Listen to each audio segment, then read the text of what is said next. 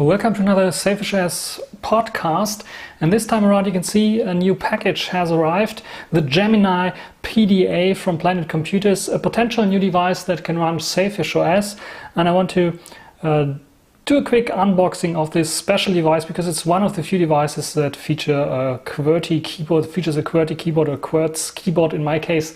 And yeah, this is the package basically. As you can see here, you can see the device itself.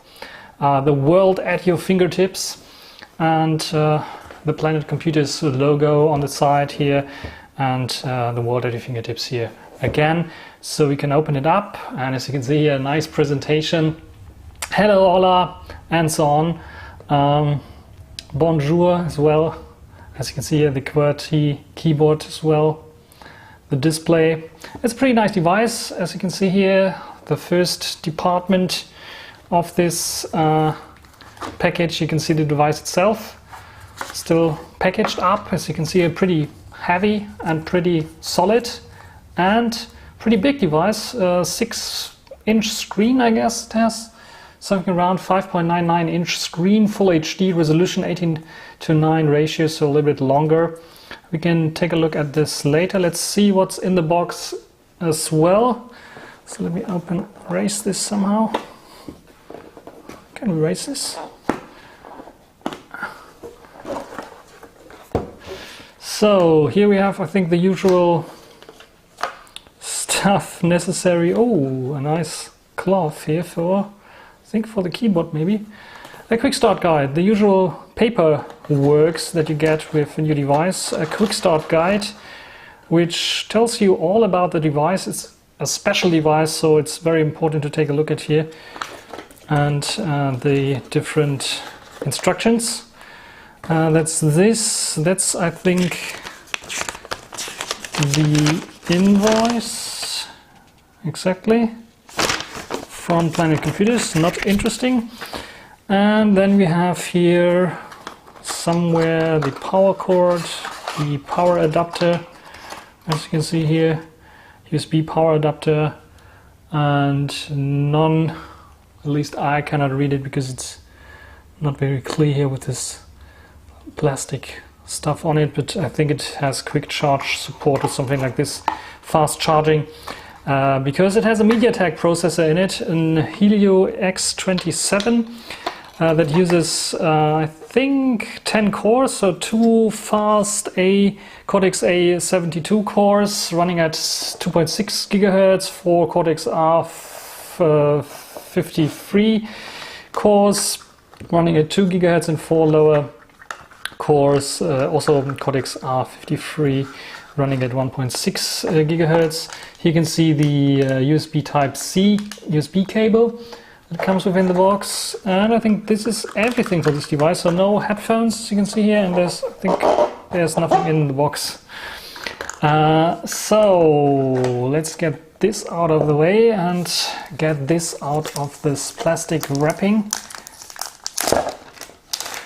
And here we have the device, as you can see here. Pretty nice, pretty fun. Let's try to open it up. Pretty sturdy. Here we have the device, as you can see here, with the screen and the keyboard. And first impression, let me put it down this way and let's try to type on this keyboard. Seems to be fine. So the pressure points are a little bit weak, but it's okay still. Keys are a little bit fiddly here.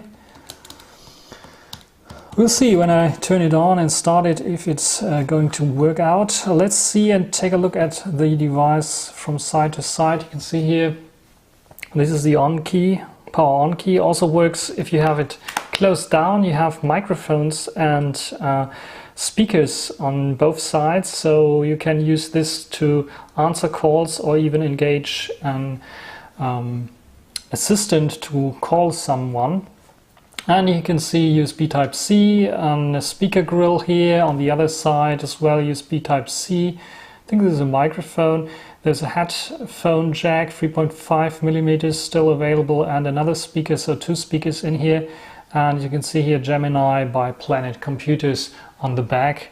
And you can see if I open this up, this acts as a hinge, so you can just simply put it on the table and you can see the display stays on top and at this angle basically, which is pretty nice for watching something or having screen content on here. Even watching, I think, a film, a movie or something like this might be very interesting.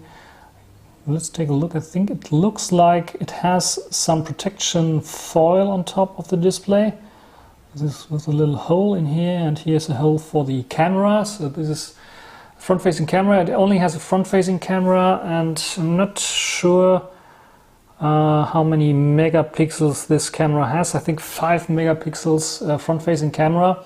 The device itself has a 64 gigabytes internal space. It has stereo speakers, as I showed you. It has a microphone integrated, ambient, also LED ambient light here that you can program if you'd like to. It has Wi-Fi, AB, GNAC, Bluetooth 4.0, GPS with a GPS, of course, 2 USB Type-C ports, one with USB OTG support, and the other one only used for charging. I think this is the one used for charging near the power button itself.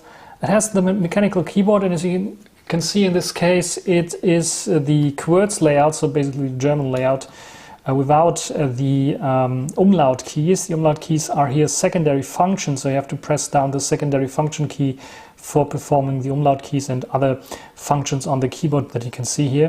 And there's some special functions as well as special stuff that you can do, just like turning on and off the device, I think, with the function key as well. And there's a Planet Gemini key as well, the space button. There are some options here, I think, to raise the brightness and lower it, or raise the volume and lower it. And some media keys, playback, forward, backward. Pretty nice, I think. And I will play a little bit around with this device and test, of course, the Android version on it.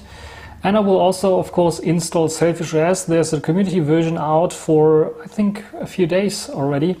And I will also flash it on here. And the cool thing is that you can just simply dual boot into Android or Sailfish OS in this case. And in the end of this year, I think, or at least near the release of Sailfish OS 3.0, there will be an official Sailfish X version available for the Planet Gemini PDA. And of course, I will also test this on this device. I almost forgot it. There's a cover removal tool as well, because you have to, as you can see here, if you take a look around, you don't have the option to see any SIM removal tool to insert the SIM. What you have to actually do is use this cover removal tool, get in here and then press down, I guess, in one direction, and it will then open up. I have to read about it. But it will open up the cover in here, and underneath the cover you can find the micro SD card slot and I think the nano SIM slot as well, so to insert the nano SIM in this case. There is a variant available without the LTE modem, so without the option to insert a SIM, just usable as a tablet or as a mini PC then.